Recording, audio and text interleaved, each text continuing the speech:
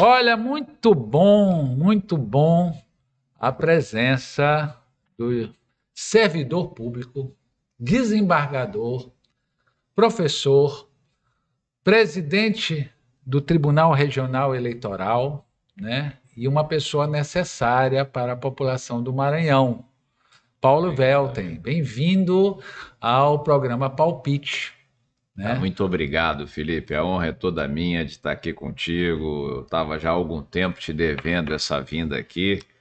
As nossas agendas, tanto a minha quanto a sua, são agendas muito repletas de compromisso, mas já é chegada a hora, portanto, da gente fazer esse bate-papo aqui. Estou muito honrado de estar aqui e agradecido pelo convite. Olha, tem tanto assunto, tem tanta pergunta, né? Eu já até resolvi que agora eu não vou mais falar para as pessoas quem é que o Jornal Imparcial vai estar convidando na semana, porque o pessoal fica esperando para ir lá pescar o que tem de interessante e multiplicar. Às vezes não positivamente, que é uma pena, né? Tem tanto assunto interessante que sai, mas vamos falar aqui sobre as atitudes do tribunal, né, que realmente tem me surpreendido. Agora mesmo nós estamos com uma revisão eleitoral em Cândido Mendes, que antigamente amorosidade, né, o cara dormia no cargo, mas me parece que não está acontecendo mais isso. É o Paulo Velter no comando ou é o conjunto do tribunal que determinou que chega de ficar esperando acontecer as coisas?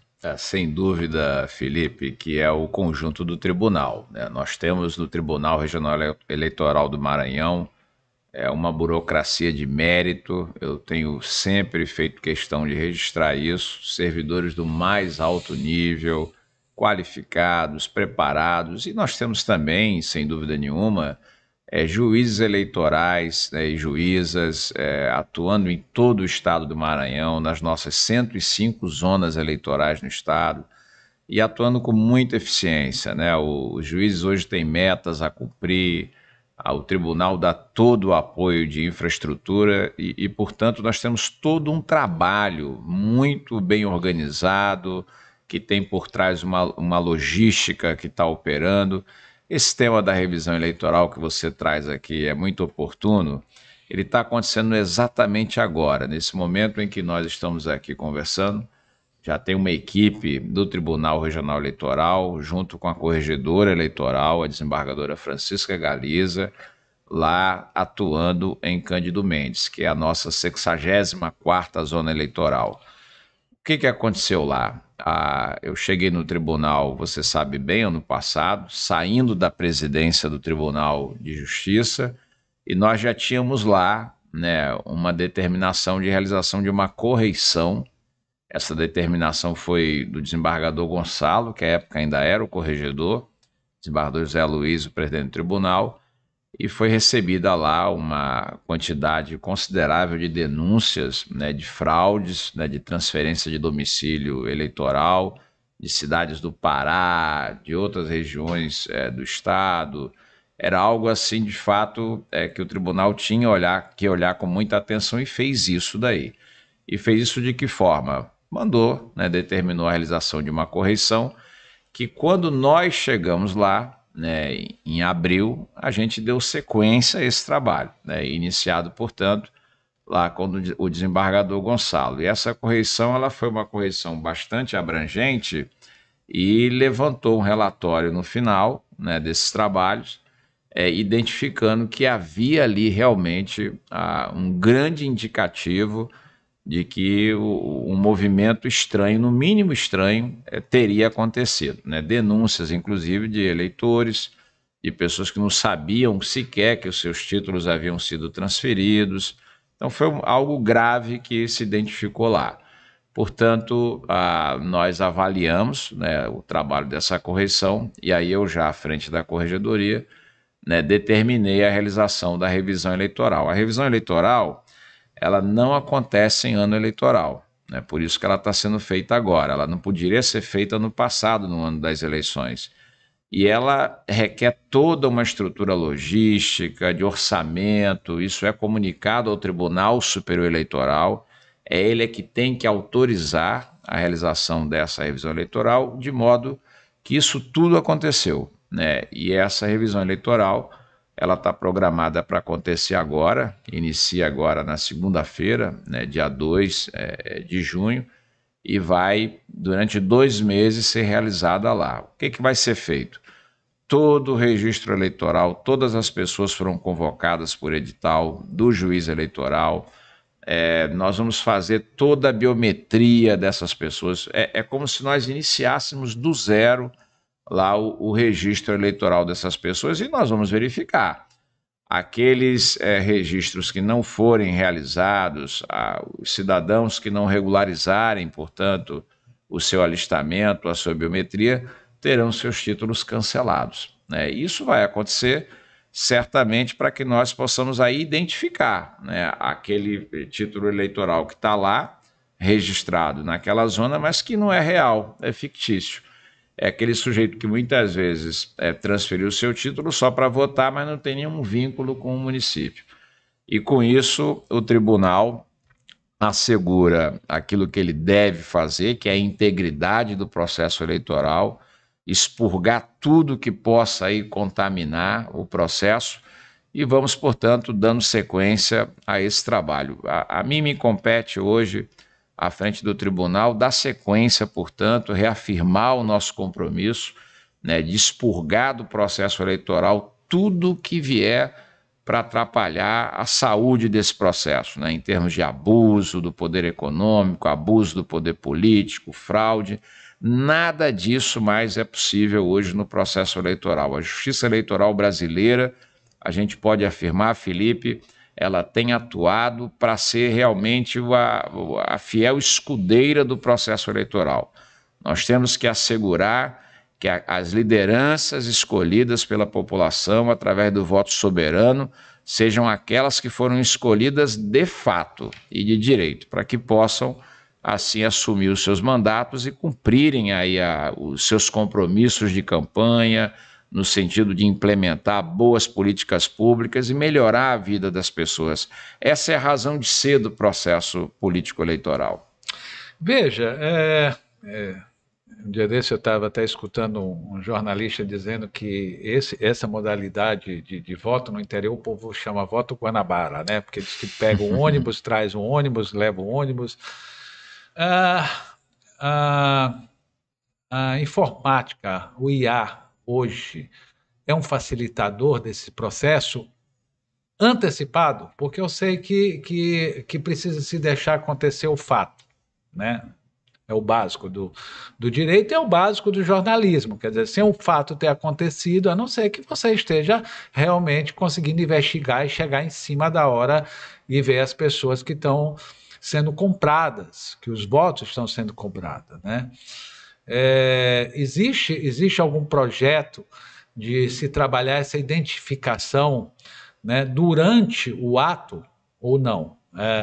Tem que acontecer o ato para que o tribunal possa, o Ministério Público, todos os membros possam estar definindo. E só mais uma coisa. Quando constatado, perde-se o mandato e perde-se também os direitos políticos, porque muitas vezes a gente vê o prefeito sai, entra o outro, né? E não acontece nada com quem fez, não é verdade? Como é que fica esse processo, desembargador? Bom, vamos lá ver se eu consigo responder a sua pergunta muito bem elaborada. Olha, Felipe, a primeira coisa, o Poder Judiciário brasileiro, ele hoje é diferente daquele poder que nós conhecemos no passado, mesmo após a Constituição de 88.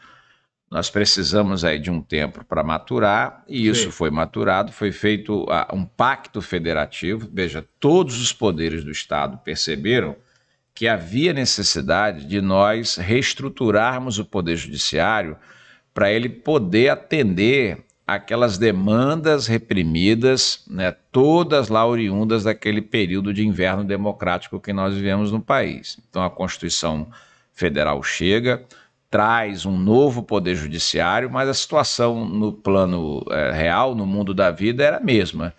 Então, o que aconteceu? Aquilo que o ministro Gilmar Mendes, que é um grande frasista, ele chamava do fracasso do sucesso, né? Então, nós tínhamos no plano normativo um judiciário de primeiro mundo, mas com uma realidade de submundo, de terceiro mundo. E, portanto, o Poder Judiciário, ele sofreu, né, em 2004, um processo de mudança lá, teve início muito profundo, né, que foi realizada a partir da emenda constitucional 45, né, que foi a emenda de reforma e modernização do Poder Judiciário. Você é conhecedor disso. Veja, isso foi apenas o início, o start, né, que se deu lá em dezembro de 2004. De lá para cá, o Poder Judiciário, e aí também entra a Justiça Eleitoral, vem sofrendo muitos investimentos e muitas mudanças importantes. Hoje nós identificamos que essa reforma que começou lá em 2004 e que segue, ela hoje está em 4 eixos, a gente identifica claramente, né? O primeiro eixo é o eixo da gestão. Nunca se falou tanto em gestão no Poder Judiciário. O juiz hoje ele não é apenas aquele que julga o processo na sua unidade, ele tem que ter a gestão da sua unidade, ele tem metas a cumprir, o CNJ controla isso e ele pode inclusive responder processo disciplinar se ele não der conta da gestão da sua unidade. Nós temos a segunda etapa, que é das reformas no plano infraconstitucional. Então, houve mudanças importantes no modelo constitucional e agora a gente vem para o plano infraconstitucional. Nós temos um novo Código de Processo Civil, reformas importantes ocorridas na legislação penal e processual penal. Agora mesmo, nós temos no Congresso Nacional a tramitação de um projeto de reforma do Código Civil, que era novo, que é de 2002, de 22 anos. O anterior teve 86 anos em vigor. Nós já estamos mudando o Código atual. Portanto, esse foi o segundo eixo. O terceiro eixo é um eixo muito importante também, que a gente não pode deixar de considerar, que é o combate à cultura do litígio. Nunca se falou tanto em conciliação no âmbito do Poder Judiciário, né? Então, a gente atua preventivamente, né, tentando identificar onde é que estão os problemas de litígios, onde o litígio nasce, para tentar evitar que ele se transforme em um processo. O quarto eixo da reforma está exatamente onde chega a sua pergunta, que é na nossa modernização tecnológica. O Poder Judiciário, ele foi certamente dos poderes de Estado aquele que mais investiu na transformação digital dos seus processos. Nós já vimos fazendo isso antes da Constituição, né? Antes da Covid, né? Que nos obrigou ao afastamento social, isso foi terrível para a gente. E ele, quando chegou a Covid, já pôde continuar trabalhando porque já vinha fazendo investimento nessas áreas, né? Que era de mudança da nossa plataforma, sair do processo papel, o processo digital, e hoje nós já trabalhamos no âmbito do Poder Judiciário, inclusive com a inteligência artificial, né? Nós temos hoje mecanismos que a turma apelida de robôs, que identificam precedentes, processos repetitivos, tudo para facilitar o manejo dos nossos processos. Isso daí coloca o Poder Judiciário brasileiro na frente, né, de países da América e lá ao lado de países centrais da Europa, né? Eu me recordo, nós tivemos aqui um professor italiano no nosso curso de pós-graduação da Universidade Federal do Maranhão, e esse professor falou isso: olha, eu estou impressionado com o que eu estou vendo aqui em termos de funcionamento da justiça no Brasil. Nós não temos isso na Itália, né, de vocês fazerem audiências por videoconferência, julgar processos em sessões que são, todas elas são divulgadas na internet, na rede mundial de computadores. Então, com esses investimentos, não há dúvida que também a Justiça Eleitoral ela está melhor aparelhada, né, para identificar os problemas, né, do processo eleitoral e apresentar a resposta.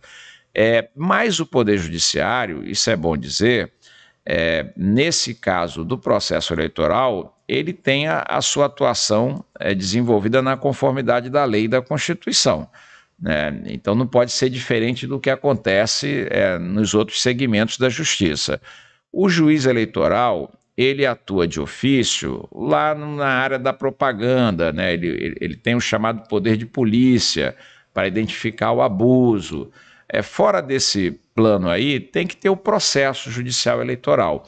E os processos judiciais eleitorais, nós temos aí instrumentos moderníssimos, né, da nossa lei, que são as ações de impugnação de mandato eletivo, as ações de investigação judicial, que quando elas são julgadas procedentes e confirmadas, o sujeito fica inelegível, né? Ele não é uma punição qualquer, né? Ele não só é punido, ele perde o mandato dele, portanto, é cassado, e ele se torna inelegível por um período de 8 anos, ou seja, ele está fora do processo eleitoral.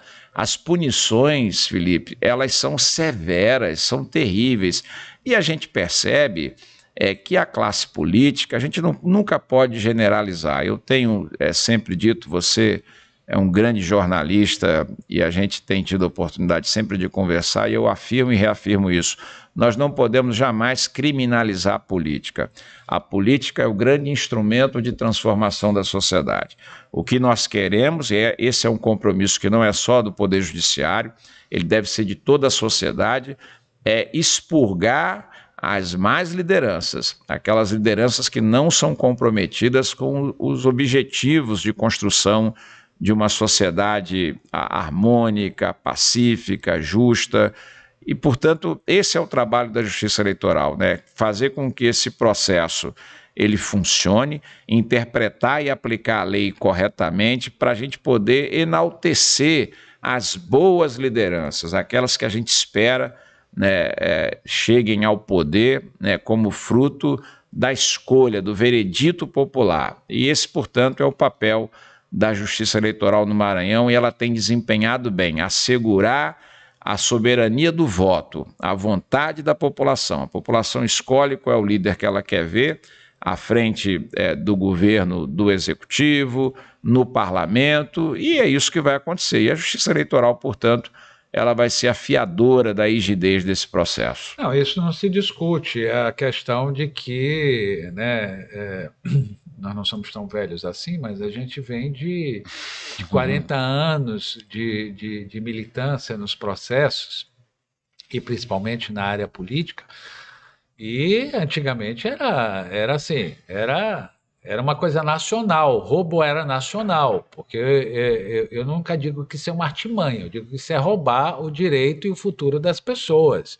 Né? O voto é uma coisa tão fantástica, talvez com todas as campanhas que vocês fazem, mas enquanto o Estado, eu leio aqui o legislativo e o executivo, não entenderem que a educação eleitoral precisa começar nas escolas para que esses novos cidadãos, entendem? Nós não vamos ter novos políticos. Né? Nós não vamos ter pessoas competentes, nós não vamos ter profissionais a serviço de um estado, de um município, de um país. Isso é besteira. Né? E eu comparo, me permita, a uma questão de conscientização da violência contra a mulher, da violência contra a criança e adolescente, da questão do álcool e da droga, à questão eleitoral. Porque é a maior proteção, na minha visão, né? É a maior proteção que uma população pode ter. Inclusive, é o tema que mais já disseram para mim que iam me processar, mas até hoje eu estou esperando, né? Que vão nos processar. Por quê? Porque eles não entendem que nós estamos falando de uma coisa que é direito a todos, e não das pessoas. Quem quiser que se apresente, mas se você está se apresentando a ser uma figura pública, né, tem um comportamento a mais, né? Nem digo mínimo.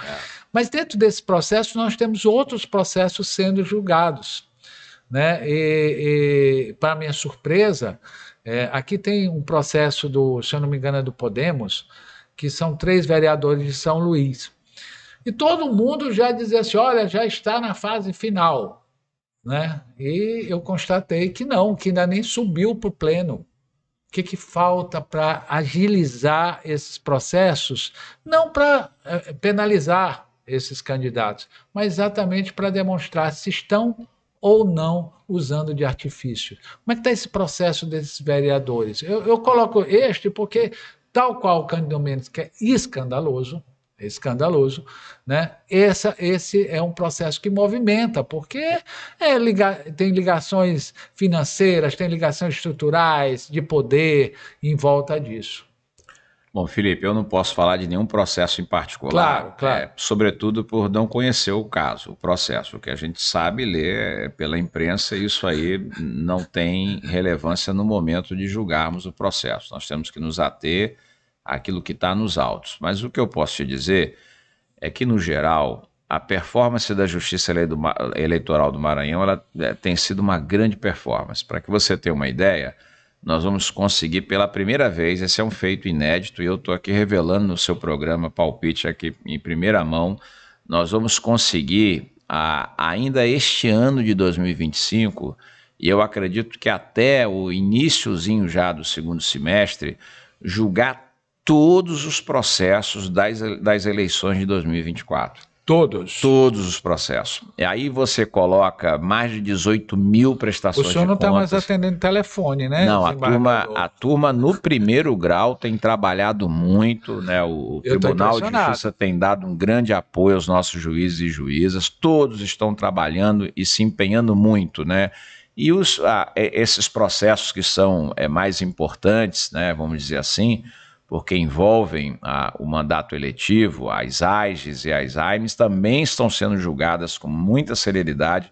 Para que você tenha uma ideia, o tempo médio do julgamento de um processo no primeiro grau de jurisdição está ali girando em torno de 81 dias. Não é nada. E no primeiro grau. Não é quando nada. sobe para o tribunal, a gente está julgando também em 80 dias. Então, assim, nós não temos acúmulos de processo. A Justiça Eleitoral do Maranhão, isso é importante de se dizer aqui, ela está com um índice, né, de congestionamento de processos muito pequeno, muito abaixo do que aquilo que o próprio Conselho Nacional de Justiça tem como algo tolerante. Portanto, eu acredito que nós não tenhamos aí, neste e em qualquer outro caso, nenhum atraso significativo, né? É óbvio que o processo, sobretudo quando ele é um processo mais complexo, ele tem as etapas, ele tem os prazos que nós não temos como ultrapassá-los, nós temos que obedecer os prazos, tem toda a necessidade de assegurar o contraditório, a ampla defesa, a decisão do juiz, portanto, ela também tem que ser uma decisão técnica, fundamentada, isso demanda um tempo de cuidado, de reflexão, mas não tem absolutamente nada que fuja, né, daquele ideário, né, de uma jurisdição célere, efetiva e desenvolvida, portanto, em tempo razoável, que é a exigência constitucional. Olha, eu vou acompanhar, e isso é uma grande manchete, diga-se de passagem, porque é uma mudança de comportamento absoluto, principalmente se tratando de Maranhão, né, que tanto nós assistimos absurdos, me perdoe, não é o senhor, não é o Tribunal de Justiça, foram pessoas que estiveram lá, né, aqui sem individualizar ou sem apontar nomes, mas que quantas e quantas vezes, né, a própria população ficava indignada, porque ou acontecia o contrário do que era o óbvio, ou dormia para a velhice o processo, né? Mas que bom saber desse tipo de coisa. Você lembra de uma coisa, né? Participação feminina. Nós tivemos ontem um encontro grande lá na Assembleia, a mulherada está danada. Tá sendo agora, foi indicado agora 3 nomes, não é isso? O tribunal Sim. enviou a vocês 3 nomes lá, 3 advogadas, para exercer a função de juízas, é isso? O Tribunal Superior Eleitoral editou uma resolução, né, que conclama a todos nós, né, a trabalharmos fortemente com a elaboração de listas mistas, né, homens e mulheres. Historicamente, nós sabemos por quais razões, né, as mulheres elas nunca tiveram a oportunidade de ter uma participação efetiva nos postos de poder. E muitas vezes nem de postular, Felipe. E a gente via, era muito comum as listas exclusivamente masculinas. As inscrições, elas são sempre abertas para todos e para todas. Mas acaba que quem vai lá se inscrever e que participa do processo são os homens. Maciçamente é assim. E a ministra Carmen Lúcia, que hoje preside o Tribunal Superior Eleitoral, ela nos orientou, isso foi em conversa com os presidentes de tribunais lá em Brasília, ela nos orientou, olha, vamos aí tentar, no mínimo, assegurar a manutenção da paridade onde já houver mulheres participando dos tribunais. E nós tínhamos, né, a colega Joaquim, que era a Amanda Joaquim, que era juíza substituta, né, que renunciou ao mandato para ir assumir uma função lá na Procuradoria do município de Timon e, portanto, deixou essa vaga, né? E nós, então, trabalhamos junto ao Tribunal de Justiça para tentarmos, pelo menos, assegurar essa paridade, para não perdermos a paridade, né? E foi exatamente a solicitação que foi encaminhada, a Corte atendeu a nossa observação e criamos, né, fizemos um esforço grande para que esta lista específica fosse apenas de mulheres para a gente assegurar a paridade que nós havíamos ali perdido com a saída dessa colega. E, portanto, a gente espera, a lista já foi votada, né, vai ser encaminhada para o Tribunal Superior Eleitoral, depois submetida à indicação do presidente da República, que a gente tenha mais uma vez uma juíza substituta mulher. Né? E aí nós já temos uma outra, né, juíza substituta, que é a doutora Ana Beatriz. Temos hoje a desembargadora Galiza, né, também atuando como juíza no Tribunal Regional Eleitoral. Portanto, nós estamos aí atendendo a esse critério de paridade na Justiça Eleitoral. Quantos membros? Perdão. Nós somos 7 membros no Tribunal Regional Eleitoral. E hoje nós já temos 2. Hoje somos 3 mulheres, né? São 7 membros titulares. Pronto, e tem os seus substitutos. E agora nós temos a desembargadora Galiza, né, que permanece, temos a doutora Ana Beatriz, substituta. Pronto. E agora vamos aguardar a indicação de outra mulher. Mas eu ia adorar de 3 mulheres. Fosse a maioria. Eventualmente pode acontecer, já que as mulheres, é muito importante que a gente diga isso. Em todas as listas que serão abertas aí futuramente, todas as mulheres podem concorrer também. Sim. Então não há esse discrimine, né? O que nós temos que fazer é atrair, né, o interesse de nossas advogadas, aquelas que obviamente que atendem às exigências da Constituição, tem mais de 10 anos de prática jurídica, de preferência com atuação na Justiça Eleitoral. Nessa lista tem uma das que também tem esse problema, né?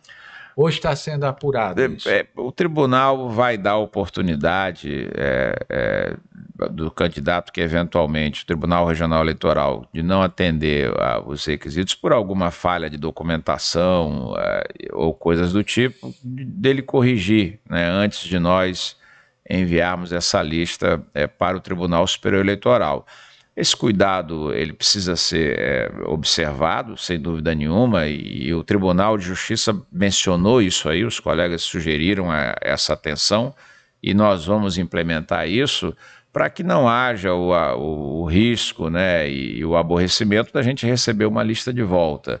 Né? Isso nunca é bom, né, porque você tem que reiniciar o processo. Mas eu acredito que não vai ter problema não, se nós identificarmos lá qualquer ironia, qualquer omissão de documentos no processo, nós vamos dar, seguindo o que foi já deliberado no próprio Tribunal de Justiça, dar oportunidade de as candidatas fazerem as correções. Sem requentar a água quente, como dizem, né, água fervida, né, o senhor teve uma conduta, né, só uma questão de registro, não é uma questão de ser discutido porque o processo está parado, mas o senhor teve uma conduta exemplar na questão da vaga do 5º lá do tribunal, porque o senhor alertou, né, junto com os membros, que necessitava de uma experiência, né, um dos candidatos que teve, inclusive, 2 eleições, né, um fato Não estou falando que o senhor está dizendo isso, eu estou registrando aqui o que nós já registramos, inclusive em capa, né? E até brincamos um dia com uma capa dizendo que é o quinto dos infernos, né? Mas infelizmente nós assistimos hoje, como imprensa, uma OAB se perdendo no vácuo, né? Não é o caso do tribunal. O tribunal foi de uma conduta exemplar, né? Deu direito a todos e vamos ver o que vai dar isso. Mas olha, deixa eu ver aqui uma coisa, questão da biometria.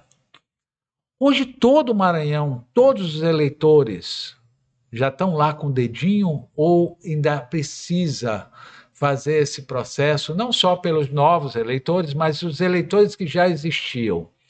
Como é isso? Isso aí, se a gente colocar isso num mapa, né? Os eleitores que já existiam, todos já passaram pelo processo de biometria, ou ainda o tribunal precisa, não só para os novos, que eu sei que vocês estão fazendo, né, um trabalho muito grande, uma campanha, inclusive me parece que vem uma campanha de conscientização aí muito Perfeito. grande, né? Não foi ninguém que contou, não. A gente aqui descobriu que vocês estão com esse processo. Começou a ser divulgado, né? Felipe, olha, muito oportuna a sua pergunta. Veja, nós tivemos um problema que eu já me lembrei, que foi a época da pandemia, em que as pessoas não podiam sair de casa para fazer nem a sua biometria, né? Mas tinham que ter assegurado o direito ao voto. Então nós tivemos um contingente da população que votou e que está, portanto, apta a votar sem biometria, né? Isso não é bom. A gente precisa trazer para o processo eleitoral a segurança, né, que nós conquistamos com a evolução da tecnologia. Veja você que a nossa biometria ela já foi motivo de elogio, inclusive, do governo norte-americano, esse governo que está aí atual. O que o Brasil fez lá em termos de biometria trouxe uma segurança para o processo eleitoral que mesmo aqueles que durante todo o processo faziam críticas às urnas, nunca em tempo nenhum identificaram nenhuma fraude, nenhuma urna que não tivesse funcionado corretamente. Então a biometria ela é um instrumento importante para a gente aumentar a segurança do processo eleitoral. No Maranhão, nós ainda temos um percentual de eleitores não biometrizados, algo em torno de 6%, né? A nossa situação ela é uma das melhores do país. O Nordeste como um todo está na frente dos demais estados da federação. 6% hoje do nosso eleitorado, que passa de 5 milhões, está algo em torno ali de 300 mil eleitores não biometrizados. É um contingente, sem dúvida nenhuma, significativo, perto do total de eleitores nem tanto, mas é significativo, e, portanto, o Tribunal Regional Eleitoral, atendendo esta que hoje é uma prioridade do Tribunal Superior Eleitoral, diria que da Justiça Eleitoral, nós vamos desenvolver uma campanha forte aqui no Estado, para irmos nesse eleitor que não tem a biometria. Inclusive, eu aqui aproveito a audiência que o seu programa tem para convocar aquele eleitor que não está biometrizado, que compareça aos cartórios eleitorais, lá no seu título de eleitor tem lá a seção que ele pertence, qual é o cartório, ele compareça ao cartório e faça a sua biometria. Esse é um dever de todo cidadão, participar do processo eleitoral, do processo político, conseguir de algum modo contribuir para a escolha das melhores lideranças. Esse é um papel de todos nós. E nós vamos trabalhar aí com uma campanha, essa e outras campanhas importantíssimas que a Justiça Eleitoral tem, no sentido de despertar, por exemplo, Felipe, o voto do jovem. Nós ainda temos um contingente relativamente pequeno de jovens participando. Era a pauta que eu ia falar agora. Pois é, e eu estou aproveitando aqui resgatando, inclusive, aquela questão que nós colocamos da escola. Fundamental, né? Veja, nós não temos hoje 5% do eleitorado do Maranhão, aqueles jovens já com idade de votar, entre 16 e 17 anos, aptos a votar. Eles precisam, portanto, buscar a justiça eleitoral. Ou eles precisam entender que eles são donos do país, do Maranhão. Sobretudo isso. Felipe, veja você, me permita, aqui a gente sabe que você tem um público, uma audiência instruída, mas a gente precisa levar essa mensagem. A justiça eleitoral brasileira, né, que funciona desde a década de 30, né, ela vem prestando serviço, teve aquele período que a gente sabe do Estado Novo, né, que ela teve as suas atividades suspensas, mas ela volta a partir de 45, quando a gente vive ali um processo inicial de redemocratização, né, que vai de 45 até 64, e aí vem o inverno democrático, como eu gosto de chamar, de 21 anos, e a gente agora está em 40 anos de redemocratização. Inverno é de uma elegância, pois de uma gentileza. Veja, a população não participava do processo. A nossa experiência, Felipe, como democracia de massas, ela é de apenas 35 anos.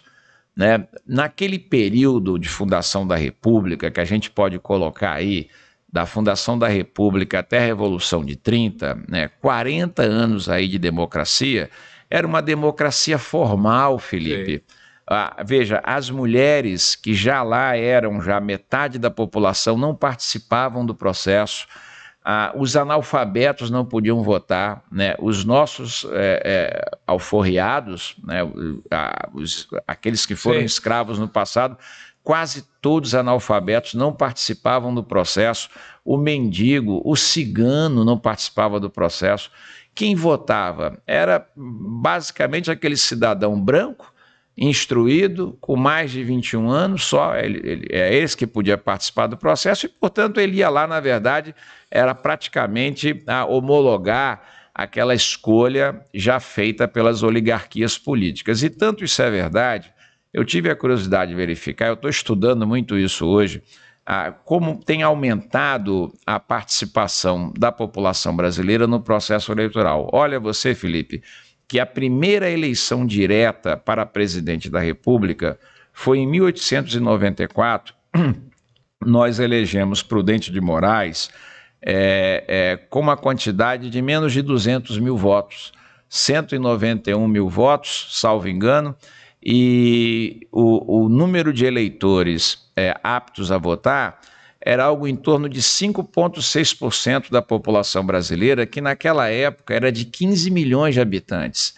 Desses 5,6%, menos da metade foi para as urnas. Ou seja, menos de 3% da população participando do processo eleitoral. Nós não tínhamos uma justiça eleitoral. Quem julgava, quem decidia os conflitos nessa área era uma comissão de verificação de poderes do Poder Legislativo. Ou seja, eram os deputados... A raposa dentro do galinheiro. Tomando conta do galinheiro. Então, a partir de 32, que a gente vai ter uma justiça eleitoral como nós conhecemos, né, de juízes investidos na função, que atuam com isenção, com imparcialidade, e isso vem se reforçando e se aprimorando à medida em que o próprio Poder Judiciário evolui. E hoje nós temos, Felipe, desde a eleição, a primeira eleição já no período de redemocratização, que foi em 15 de novembro de 1989, né, a eleição em que a população brasileira, por maioria, escolheu o presidente Fernando Collor. De lá para cá são 35 anos apenas de democracia de massa. Então veja, a nossa participação no processo de escolha das nossas lideranças políticas é muito recente, são 35 anos apenas, e hoje, vejam só, nós somos 74% de eleitores. A população brasileira hoje, de algo em torno de 212 milhões, nós temos quase 75% de eleitores. Vamos lá lembrar do período da primeira eleição, sim, 3%.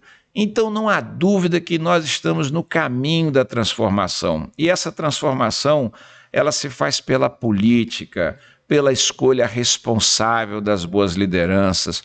Todo brasileiro, toda brasileira, todo maranhense que nos escuta aqui agora tem total responsabilidade nesse processo. Esse é o legado que nós vamos deixar para as novas gerações, para os nossos filhos, para os nossos netos. Se a gente quer um Brasil livre da violência, livre da corrupção, livre do desemprego, da falta de esperança. Como é que nós mudamos isso? Nós mudamos isso participando do processo eleitoral. E não só do processo eleitoral, participando de todo o processo democrático, acompanhar o trabalho daquele parlamentar que você votou, escolher com rigor e com critério, com cuidado. Nós não podemos votar no cidadão como se nós estivéssemos lá dando um like em rede social, aquele cidadão que é o mais engraçado, aquele cidadão que às vezes tem uma fala agressiva, incivil, e que você por alguma razão se identifica com ele para postar na sua rede social. Não é assim que nós vamos escolher as lideranças do futuro. Nós precisamos escolher aqueles que são mais qualificados, aquele que, como você já disse aqui uma vez, aqueles que têm um histórico de trabalho social, aqueles que se preocupam com a vida pública, com o bem comum. São essas pessoas que, uma vez eleitas, qualificadas, sendo vigiadas, pressionadas e cobradas pela sociedade, que têm a possibilidade de implementar políticas públicas sociais transformadoras no Brasil. Nós não vamos mudar de outra forma. É um equívoco absoluto a gente achar que vai vir lá do céu uma liderança ungida, né, um sujeito escolhido e com força, né, e ele vai mudar tudo. Isso é uma ilusão total. Então, o que nós precisamos é que a sociedade brasileira como um todo, e a maranhense em particular, se politize, participe do processo político, acompanhe aquilo que a gente vê na imprensa tradicional, como é aqui o caso do nosso jornal Imparcial, que agora comemora 100 anos de existência, prestando um grande serviço de informação esclarecida para a sociedade. A gente tem que participar. Esse processo é um processo de todos nós, né? E, portanto, a Justiça Eleitoral ela está absolutamente comprometida com essa pauta. Biometrizar as pessoas, convocar e estimular os jovens a participarem do processo, toda a sociedade, de uma forma geral, a participar do processo eleitoral e do processo democrático como um todo. Olha, não é um sonho. Isso aí que o senhor falou agora, né, com toda essa paixão, e eu gosto... Tem, sim, eu confesso que tem. Eu gosto...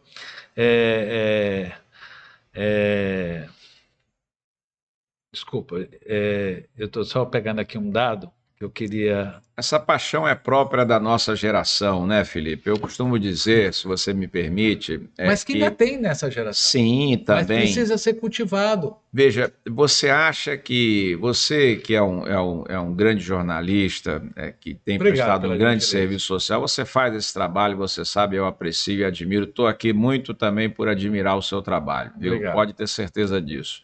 A gente aproveita para fazer aqui uma prestação de contas, mas é fato... que o que nós vivemos no país, né, depois de um período de ditadura militar, é que as lideranças políticas elas não pararam de aparecer. A gente não pode achar que deixaram de nascer os Ulisses Guimarães, os Francos Montoros, né, os Mários Covas. Essas lideranças políticas continuam nascendo. Só que como nós nascemos, os da nossa geração, num período em que a política era demonizada, você era caçado se você tentasse trazer uma ideia nova, né, que não atendesse à ideia predominante daqueles que tinham, portanto, a liderança, que era uma situação política no país. Estávamos fritos. E essas lideranças foram, portanto, para onde, Felipe? Foram para o jornalismo, foram para a magistratura, para a engenharia, para a medicina, para o Ministério Público, para o serviço público de um modo geral, e saíram da política.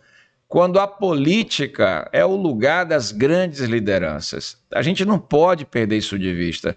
Se a gente perde isso de vista, a gente faz aquilo que Bertold Brecht dizia, né? Nós vamos dar aí a oportunidade para que os imbecis apareçam. Os matriculados em feitos de velhacaria, né, tomem conta do espaço público. Pois é só o que nós não desejamos. Aproveitando que eu sei que o seu tempo, né, eu quero dizer aqui aos nossos ouvintes que para trazer o Paulo Velten, né? Não é fácil, porque é o encaixe do encaixe da agenda, Imagina. entendeu? Mas é porque trabalha muito, Sim, não é isso, verdade? então não Então, tem como negar isso por aí. favor, entendam que não é Sim, ele, né?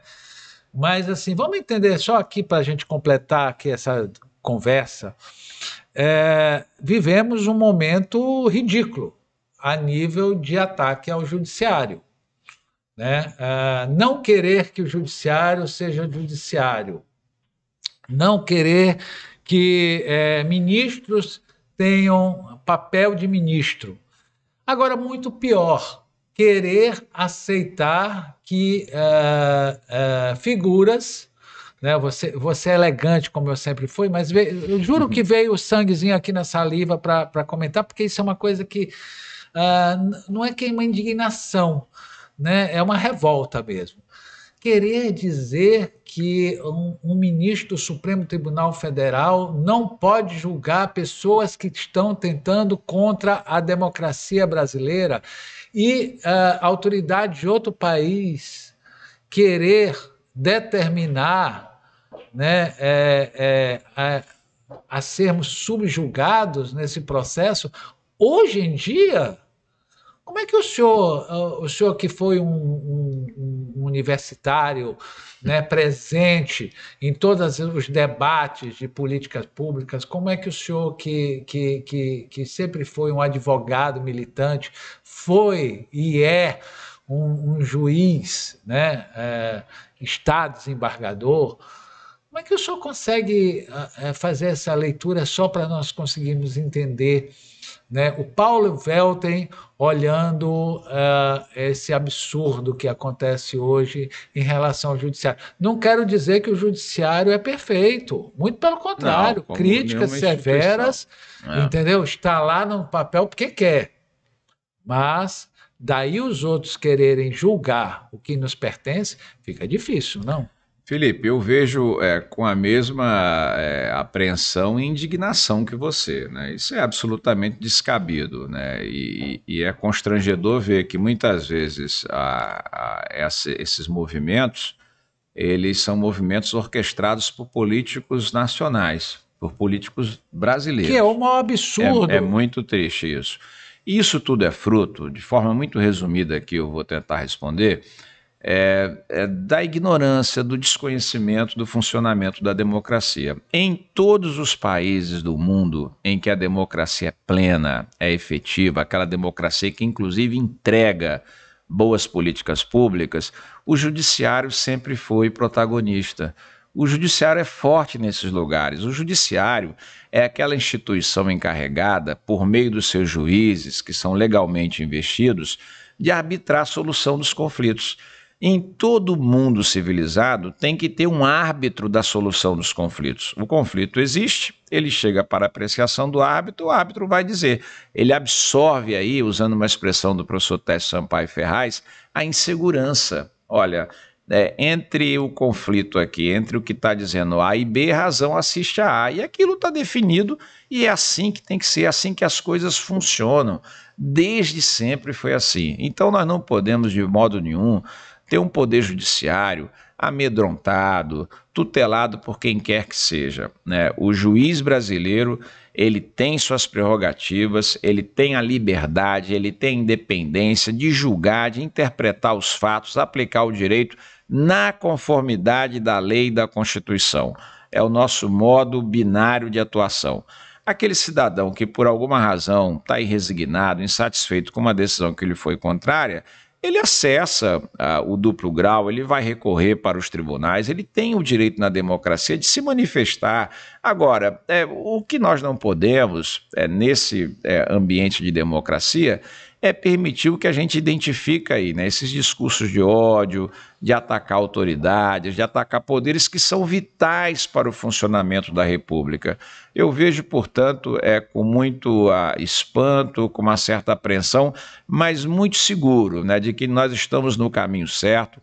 A população esclarecida que acompanha isso sabe da importância do papel e do poder, do papel que o Poder Judiciário tem desempenhado e do que ele fez para assegurar a nossa democracia muito recentemente.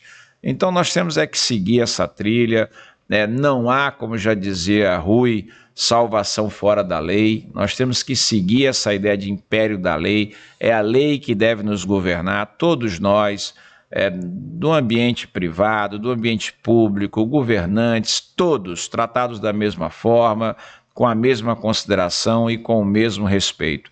A democracia é um local que assegura o espaço e a manifestação de todos, liberais, conservadores, progressistas. Só não há espaço na democracia para aqueles extremistas que são contra o funcionamento da própria democracia. Aqueles que querem nos impor o regime de força, do totalitarismo, do autoritarismo, isso tudo vai representar atraso para o Brasil. Nós já viemos de lá, nós sabemos como isso funcionou lá. E, portanto, todo brasileiro consciente, que tem respeito à lei, que tem amor pelo regime das liberdades, que é o regime da democracia, não pode de modo nenhum compactuar com esse tipo de pensamento, esse tipo de visão retrógrada, ultrapassada e sem lugar nos dias atuais. Você falou muito bem, eu concluo dizendo que nós temos problemas. Onde não há problemas? Em todo lugar há problemas, né? O Douglas Norte dizia muito bem que a tarefa de aprimorar as instituições nunca acaba, é permanente. E o Poder Judiciário, ele hoje já tem um nível de maturidade e tolerância para conviver com a crítica. A gente tem que receber a crítica, identificar aquela crítica que procede, melhorarmos na medida do possível e sempre estarmos buscando o nosso aprimoramento para que a gente possa entregar os serviços da justiça à sociedade. Olha, nossa senhora, isso agora vou completar dizendo o seguinte, me permita tirar o doutor, né? Você é um amigo querido. E falar que é bom demais ter um professor nessa banca. Imagina. Entendeu? E doido é quem não estuda, e doido é quem não se atualiza para discutir um assunto desse. Grato, muito grato, em nome do veículo de comunicação imparcial, né? É bom ter pessoas, é bom nós sabermos que podemos ter pessoas nos poderes, entendeu? Que antes das suas vontades, né, compreende a sua missão. Venha sempre, né? Não demore muito, né? Tá bom? E fazer só um registro. Paulo Velten, o cidadão Paulo Velten, o funcionário público Paulo Velten, nunca deixou de atender a imprensa. Isso é muito importante. E nem poderia, é nosso dever, né? A imprensa é uma das instituições da democracia. A gente falava agora da democracia, a imprensa é uma dessas instituições. Ela é que faz ali o meio de campo, né? Intermedia o que acontece no âmbito da notícia, do âmbito dos poderes e traz para a população de uma forma que a população consegue compreender e entender o que está acontecendo. Felipe, eu só quero agradecer a oportunidade, para mim é uma honra muito grande estar aqui contigo, discutindo assuntos da atualidade e que interessam a toda a sociedade brasileira e maranhense de modo bem particular. Muito obrigado, querido. Valeu a aula, professor. Estou à disposição. Obrigado.